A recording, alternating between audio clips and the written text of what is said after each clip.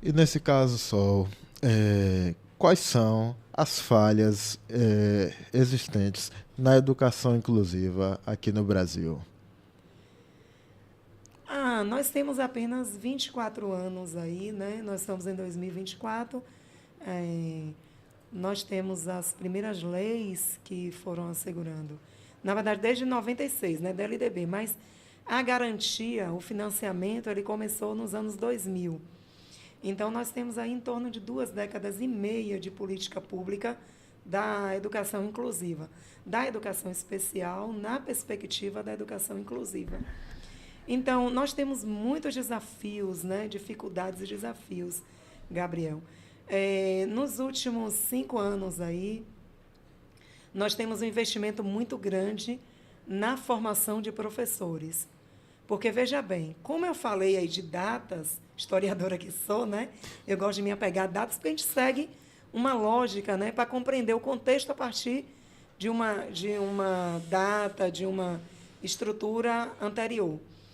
Então, nós temos, de 2020 para cá, apenas, como eu falei, aí, ou de 2000 à atualidade, em torno de 25, 24 anos, em que os nossos professores, preste bastante atenção, viu, Gabriel? Os professores que estão hoje no processo aí de final de carreira, né, que estão na metade da carreira ou no final da carreira, eles passaram pela formação acadêmica sem ter contato com essas leis, não foram preparados na sua formação inicial, né, nas licenciaturas, a trabalhar pedagogicamente, a estarem disponíveis para eles metodologias, conhecimento das pessoas com deficiência, das deficiências que eles iriam encontrar na sala de aula. Então, uma das maiores dificuldades hoje é nós não termos uma rede de professores preparados para adaptar material, para esse processo de acolher o aluno no contexto geral do espaço da sala de aula. Então, a formação de professor ainda é o maior desafio, porque a gente está aprendendo e praticando, praticando e aprendendo. Fora que a gente ainda tem algumas resistências ali, porque é uma quebra de paradigma, né? Historicamente, as pessoas com deficiência culturalmente ficavam em casa, eram escondidas, não tinham seus direitos garantidos. Então, como agora que eu digo de 20 anos para cá, estão no nosso universo escolar, os nossos colegas, a exemplo de mim mesma, né?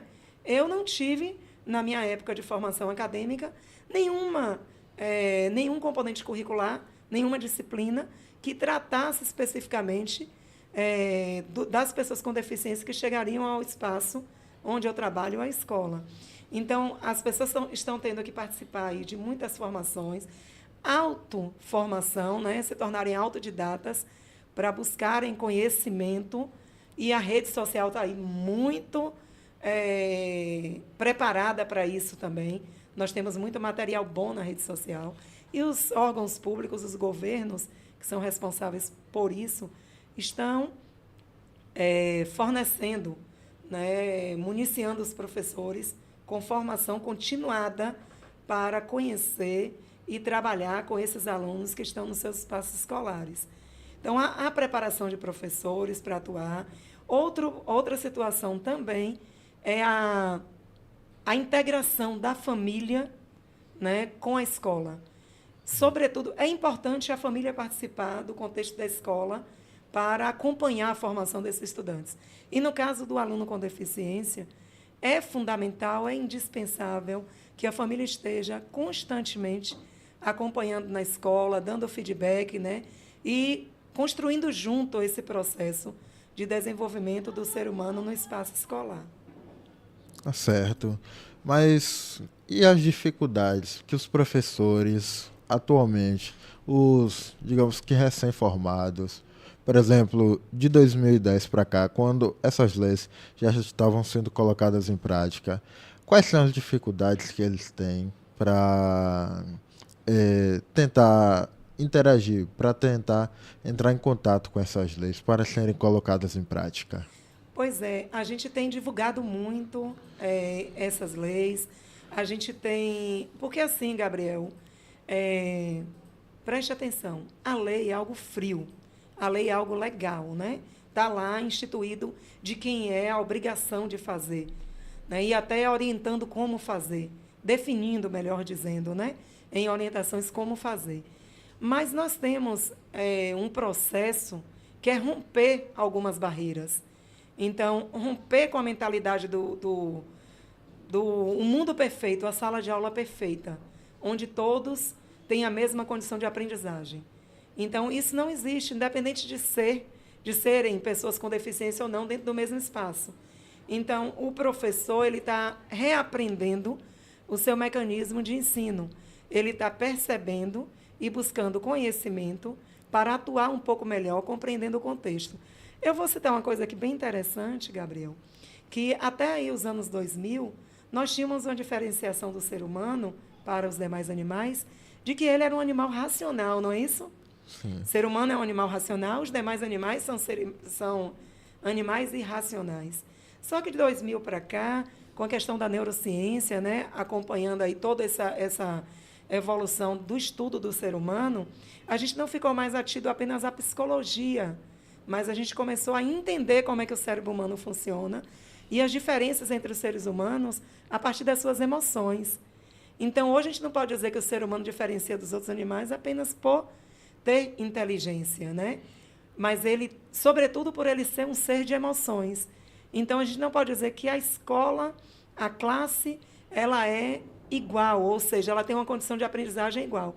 Cada pessoa que está ali tem uma emoção, uma reação diferente, embora todo o conhecimento anterior da psicologia, de Piaget, de Vygotsky, de tantos outros, dos processos de alfabetização, sejam validados e tenham aplicabilidade. Mas nós, hoje, temos que aprender, e o professor está nesse processo, de entender toda essa diversidade que compõe o espaço escolar.